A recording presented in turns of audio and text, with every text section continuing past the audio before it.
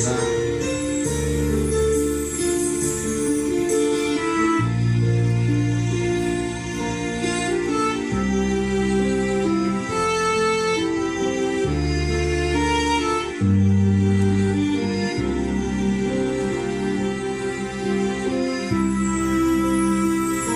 Pilit ko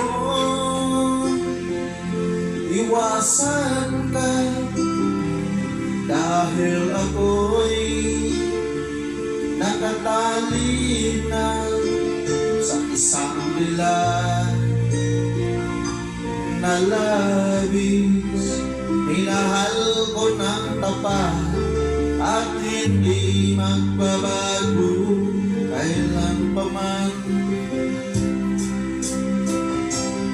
Ngunit habang